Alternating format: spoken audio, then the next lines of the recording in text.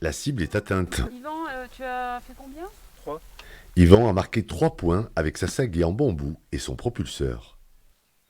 L'intérêt donc du propulseur, c'est de pouvoir, plutôt que faire comme ça se faisait avant, un épieu, où il n'y avait pas beaucoup de force quand on lançait à la main, c'est de se simplifier donc la propulsion.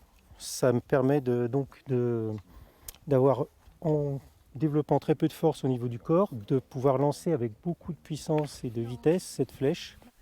C'est l'une des épreuves du championnat européen de tir avec armes préhistoriques qui avait lieu ce week-end sur les hauteurs d'Arudi. À l'origine, ça fait un peu plus de 30 ans, ce sont des archéologues allemands qui ont voulu reconstituer ces outils. Et pour pouvoir tester ce qu'ils créent, ils ont fait un petit concours entre eux. Et ce petit concours s'est développé pour devenir ce championnat européen. Suivant un parcours de 30 cibles, la vingtaine de participants profitent du plateau du Zoom, un site lié à notre mémoire préhistorique. On avait un glacier qui faisait 600 mètres de haut, il y a 30 000 ans. Ce glacier a fondu, les hommes sont venus s'installer sur cet espace-là et ont utilisé les grottes qu'ils ont trouvées. Donc ça, Et à Rudy, c'est 8 grottes. 8 grottes qui étaient habitées. Oui. Car ces épreuves se déroulent toujours sur des lieux significatifs, ce qui attire les passionnés de toute l'Europe, comme ce groupe d'Espagnols.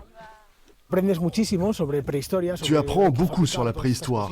Il faut fabriquer toutes ces petites choses, car ce sont des copies d'armes archéologiques. Cela m'apporte beaucoup en termes de tourisme, d'enrichissement culturel et social. Et ce concours original reviendra l'an prochain en Béarn pour mêler à nouveau découvertes historiques et activités de pleine nature.